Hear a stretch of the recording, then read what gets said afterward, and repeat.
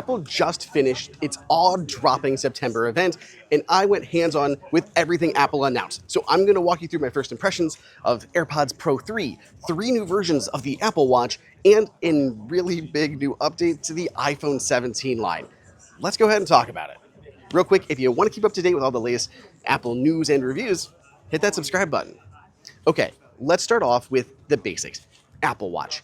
Apple Watch has 3 new models this year. There's the new Apple Watch SE 3, there's the Apple Watch Series 11, and the Apple Watch Ultra 3, which technically hasn't really been updated in like 2 years.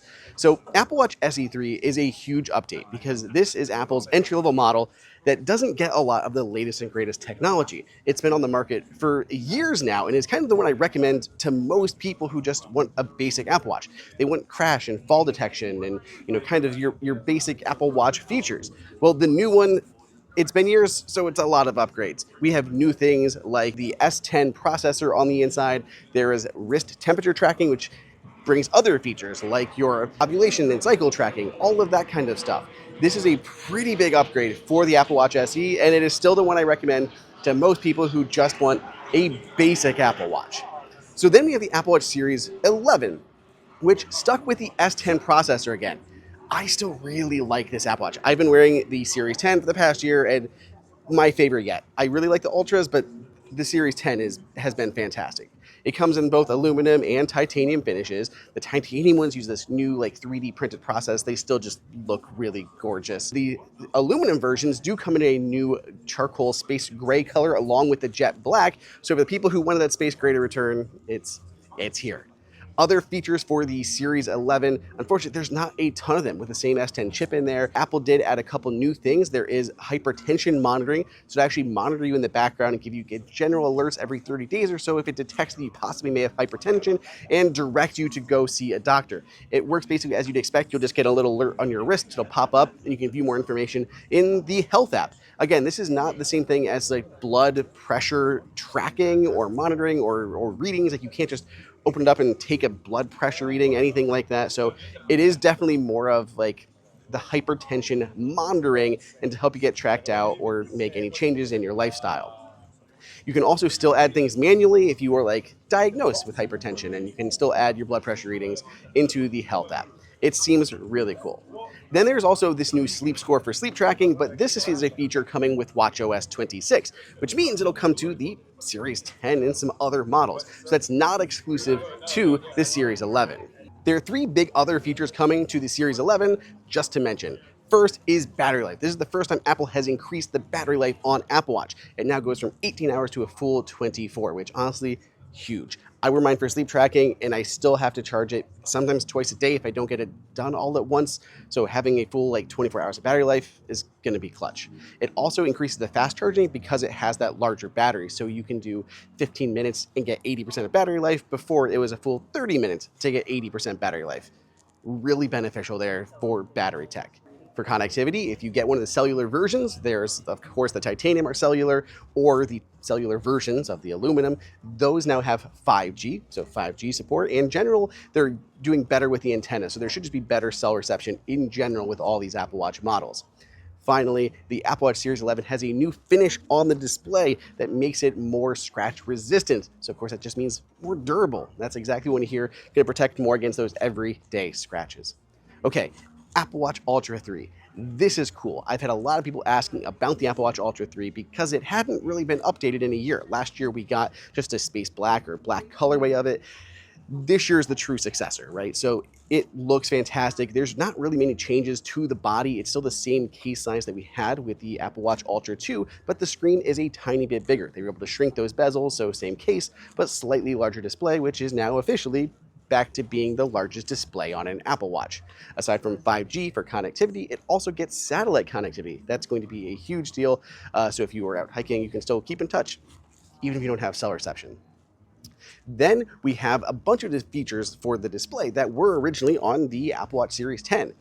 We have new LTPO3 backlit displays that just look really nice. They're going to be brighter at angles, so the Apple Watch Series 10, really easy to see from the side. That same tech now comes to the Apple Watch Ultra 3. It's also able to have a higher refresh rate now, so when it is dimmed and like in that inactive state, you can still see the second hands moving around it, which is just really nice. So that all looks great. It still has the hypertension monitoring, same as the Series 11, and yeah, it has the same ceramic finish on top of the display to make it more durable as well. So lots of upgrades coming to the Apple Watch Ultra 3. You know, Apple isn't the only company with new announcements. My sponsor, ESR, also took the wraps off its new iPhone 17 line of accessories. Everything you need to protect your $1,000 plus investment. Specifically, check out the Cyber Tough Case. It's basically a stylish and more affordable version of the big popular rugged cases out there. ESR says it can withstand drops from 23 feet. The case actually has this really cool 3-layer design, including this soft interior piece and a rigid shell on the outside that, when combined, provide all-encompassing protection for your iPhone. This is extra important this year with this massive new camera bump for the iPhone 17 Pro Max. Like seriously, how big is this? You're definitely gonna need to protect this. I don't have an iPhone 17 Pro Max on hand when I filmed this, so this is just a dummy unit that I threw, but it still has like a glass front. No matter how many times I dropped it, that screen stayed intact. ESR also touts super strong MagSafe magnets for any and all accessories. And my favorite feature, the stash stand. This thing is super adjustable and always gives you a stand when you need it. If you haven't noticed, the new screens on these phones look amazing, so they're probably worth protecting. ESR has its latest Ultra Fit screen protectors that install in 2 simple steps, ensuring proper alignment and even automatically removing dust. The new Armor Eye Pro Edition is made by Corning too, the same company Apple uses for its screens. Click the links below to find out everything you need to know about these and other ESR accessories. Now real quick, let's talk about AirPods. AirPods Pro 3, another huge update for Apple. I've been using my AirPods Pro 2 for years now, like since they launched, and now we finally have the 3rd generation models. A lot of cool things here that I'm excited for. This might be what I'm most excited for from this whole event. So AirPods Pro 3, a little bit of a redesign. The AirPods Pro 2 did not see a redesign. The case is slightly slimmer than it is on these. They've also gotten rid of the button on the back and the light on the front. Now it uses a similar tapping gesture that we got with the AirPods 4.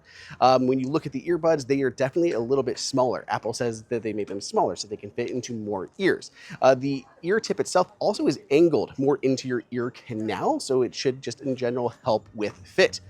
Apple also developed this really cool silicone tip for the earbuds themselves. It actually is foam on the inside and then covered in silicone. Apple literally created this and has their own patent around it. It's really neat. And when I was wearing them, they just fit so much better than before. The ear tips, which there are 5 sizes now, from extra small, I believe, all the way up to large, they just were really, really comfortable and fit in my ear really well. I was a medium on AirPods Pro 2, but they actually seem a little bit smaller for these ear tips. So I was able to go down a size to the small, and they just fit perfectly, did not come out at all. Another huge feature for the AirPods Pro 2 is going to be heart rate monitoring. This can monitor your heart rate similar to your Apple Watch, and you can actually ditch your Apple Watch and use your AirPods Pro 3 by themselves to do a bunch of different workouts. It'll even track your calories and your heart rate during your workout. Again, when I was testing this, it worked so well. You could see it as a live activity on your lock screen, including with that live reading of your heart rate. When you use this in tandem with your Apple Watch, it's going to go ahead and see which one is giving better data, and it'll use that one in recording your workout to make sure you are getting the most accurate, results from your workout for your heart rate, your calories, everything like that. It seems really neat. The big feature that Apple also demoed on stage was live translation. I got a demo of this too, and it worked incredibly well. I will say I don't travel enough abroad to need this feature frequently, but it's really cool to have. And I think that it's interesting that this is using on-device model. So if you are traveling, you don't have data, that's okay, because it's using all the Apple Intelligence features on your phone without having to require you to use cellular to transmit anything to the cloud or anything like that. It's really cool how well that works. So live translation feature, which, because it's using just Apple Intelligence on your phone, it is able to come to older models too. So AirPods Pro 2, AirPods 4 will also get this live translation feature. Finally, AirPods Pro 3 have better battery life. I believe you can get up to 8 hours now in a single charge, whereas before it was only 6. So big, nice upgrade for battery life there. And yeah, they still have the MagSafe magnets, which, nice. Okay, let's get to the meat and potatoes of this whole thing, the iPhones. We have 4 models to talk about. iPhone 17, I honestly didn't play with it that much. It's very similar to the iPhone 16, a few upgrades, some new colors. It looks really nice. I'm excited for it. But it's really hard to be excited for the iPhone 17 when we have the entirely new Air and the 17 Pro and Pro Max. So iPhone Air, which everyone thought was going to be 17 Air, just iPhone Air, it feels insane to hold. Like, it doesn't even feel real still, and we had seen dummy units and talked about this for a long time, but still, until you're actually holding one, it doesn't seem real. It's also very light. It was a lot lighter than I thought it would be, so that is absolutely good. The phone itself is titanium and has ceramic shield on the front and back, so it should be quite durable. The back has a single camera. It is a 48 megapixel fusion camera, so you're going to get your 20 or your standard 48 megapixel wide shots, and you can get 2 times optical quality zoom when you zoom in using that fusion camera. So that's another benefit to it, but only one camera there on the back. On the front, it has the new center stage camera, so it's an 18 megapixel camera, and it's actually a square sensor, which the coolest feature, the one that got the biggest reaction out of the crowd, was the fact that you can shoot landscape or portrait ones no matter the orientation of your phone. Yeah, I got to play with this too, and it just worked really, really well. Like, and you just hit the button and it switches. And when you're in video, it can automatically crop that in and kind of keep you there. And there's this feature with center stage where it actually shows you in the corner while what you're filming in front, all in 4K.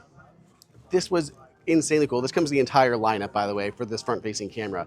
But this upgrade for the front camera is probably, again, one of the biggest deals, I think, that we are going to see on this camera line. I actually like taking a lot of selfies with my other half and my kids, and I think this is going to be great. It's just really cool how it's able to intelligently expand as it needed to and crop in tighter when it needs to, or it gives you full control over that. So massive upgrade to that camera on the front, and I'm pretty excited for it. Internally, this is running an A19 Pro processor, so the same one on the Pro models, but it also has 12 gigs of memory in there to boot, and for battery life, it actually has the same battery life as the Pros do, or the 16 Pro did. So I think that's going to be huge. Like, the fact that the phone this day is getting the same battery life as the 16 Pro, which is my phone, is bonkers to me. Part of that is because Apple has all these new things, like the C1X modem is in the iPhone Air. That's going to give it great wireless connectivity, no millimeter wave, but still really good. It's also eSIM only.